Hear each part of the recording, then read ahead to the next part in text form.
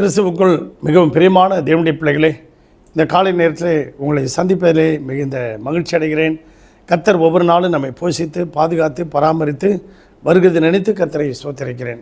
சென்னையில் வேளச்சேரியில் உள்ள ஏழை மேஜி சபை வழங்கும் அனுதின மன்னா ஆண்டவராகிய இயேசு கிறிஸ்து அனுதினமும் 5 நிமிடம் உங்களோடு.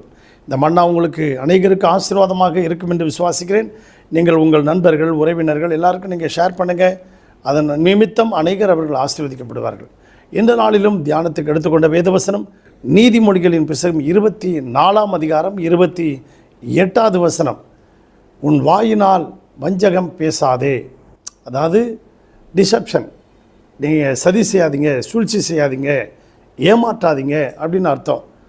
பிரியமான தேவனுடைய பிள்ளைகளே, அப்படியாக ஒரு எஜமானுக்கு ஒரு கழுதை இருந்தது. அந்த கழுதை என்ன செஞ்சது, அந்த கழுதையின் மேலே இந்த எஜமான் தினந்தோறும் உப்பு மூட்டை ஏற்றிட்டு வியாபாரத்துக்கு போவார். இவரும் ஒரு கழுதையில், அது ஒரு கழுதையில் அந்த உப்பு மூட்டை ஏற்றி வச்சுக்கிட்டு வியாபாரத்துக்கு போவார். போகும்போது சும தாங்க முடியல, செமையாக அப்படியே அந்த உப்பு மூட்டை தன்னால் தாங்க முடியல. என்ன செஞ்சது, இந்த கழுதை என்ன செஞ்சிருச்சு, அப்படியே தண்ணியில் ஒரு ஆற்றை கடந்து தான் அடுத்த ஊருக்கு போகணும் வியாபாரத்துக்கு. போகும்போது இந்த மூட்டை வலி தாங்க முடியாமல் மூட்டையை அப்படியே என்ன செஞ்சிருச்சுங்க, அப்படியே கவுத்து விட்டுருச்சு. அது வேணும்னே ஏமாத்திருச்சு.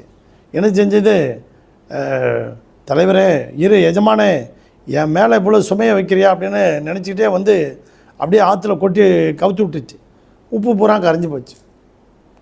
அடுத்த நாள் இந்த எஜமான் என்ன செஞ்சுறாரு, உப்பு மூட்டையை நிறைய ஏற்றி அனுப்புகிறாரு. இரு இன்னும் உனக்கு வச்சுக்கிறேன் இரு தலைவரே எஜமானே இரு, உனக்கு நான் வச்சுக்கிறேன் இரு அப்படின்னு சொல்லிட்டு போணுச்சு. போகும்போது மறுபடியும் என்ன செஞ்சிருச்சு, ஆற்றுல உப்பு மூட்டையை கொட்டிடுச்சு. உப்பு பூரா கரைஞ்சி போச்சு.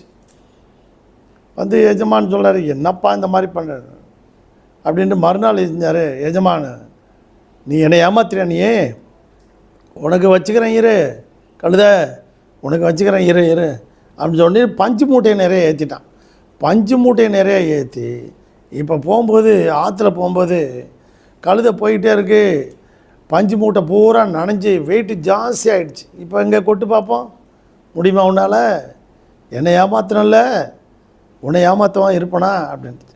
பிரியமான தேவனுடைய பிள்ளைகளே, அது மாதிரி தான் யாக்கோபு என்ன செஞ்சார், தன்னுடைய தகப்பன் வந்து மூத்த குமாரனை ஏசாவை கூப்பிட்டு போய் சாப்பாடு கொண்டுட்டு வாப்பா, எனக்கு பசிக்குது அப்படின்னாரு. போய் அவன் வனத்தில் போய் வேட்டையாடி கொண்டுட்டு வரதுக்குள்ளே இந்த யாக்கோபு அம்மாக்கிட்ட சொல்லி மந்தையில் இருந்த ஆட்டுக்குட்டியை சமைச்சு கொண்டாந்து கொடுத்துட்டான்.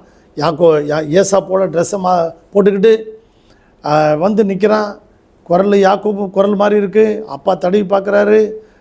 உருவம் வந்து பார்த்தா, சரீரம் பார்த்தா ஏசா மாதிரி இருக்குது, குரல் பார்த்தா யாக்கோபு மாதிரி இருக்குது. என்னப்பா இது, ஆசீர்வதிங்கப்பா, நான் தான்ப்பா ஏசா சொல்லி ஏமாற்றி ஆசீர்வாதத்தை வாங்கிட்டு போயிட்டான்.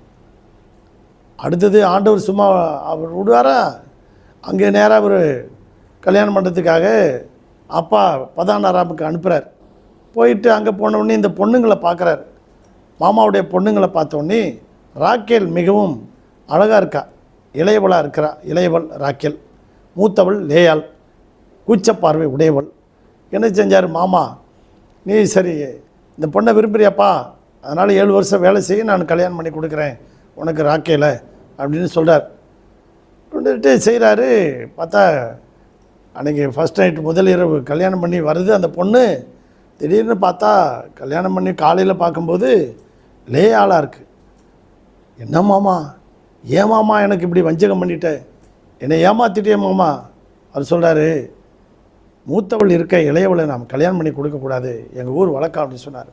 அதனால் இந்த பொண்ணுக்காக இன்னொரு 7 வருஷம் வேலை செய் அப்படின்னு சொன்னோடனே அந்த பொண்ணுக்காக 7 வருஷம் வேலை செஞ்சார். பார்த்தீங்கன்னா அங்கே அப்பாவை ஏமாற்றி அண்ணனை ஏமாற்றி இங்கே வந்த பொண்ணு இங்கே வந்தோடனே மாமா ஏமாற்றிட்டார்.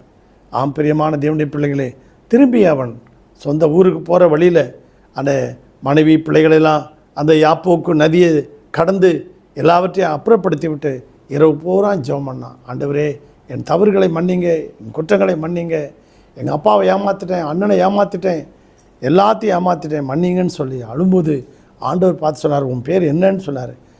யாக்கூப். ஓகே, நீ எத்தனை இருந்த, இனி உன் பேர் யாக்கூப் இல்லாமல் இஸ்ரவேல் என்று சொல்லி ஆசீர்வதித்தார். இந்த சத்தத்தை கேட்டுக்கொண்டிருக்க அன்பு தேவனுடைய பிள்ளைகளை நீங்களும் நானும் நம்முடைய பாவங்களை எல்லாம் அறிக்கையிட்டு ஆண்டவரிடத்தில் மனம் திரும்பி இஸ்ரவேலாக மாறுவோம். கர்த்தர் நம்மை ஆசீர்வதிப்பாராக. பரலோக பிதாவே, இந்த சத்தத்தை கேட்டுக்கொண்டிருக்க ஒவ்வொரு பிள்ளைகளையும் ஆசீர்வதி, ஒவ்வொரு குடும்பத்தையும் ஆசீர்வதிங்க. அவர்கள் தேவைகளெல்லாம் சந்திங்க, ஒரு குறைவில்லாமல் நடத்துங்க. இந்த நாளில் ஆண்டவரே, இந்த உயிர் தெழுந்த நாளில் ஆண்டவர் ஏசப்பா நன்றியோடு துதிக்கிற எல்லாருமே ஆசீர்வதிக்கும்படியாக ஜெபிக்கணும். ஒரு குறைவில்லாமல் இதுவரைக்கும் நடத்துகிற கர்த்தர் இனியும் நடத்துங்கப்பா, ஆசீர்வதிங்க. இயேசுவின் நாமத்தில் வேண்டிக் கொள்கிறோம் நல்ல பிதாவே, ஆமென். God bless you everybody. Thank you.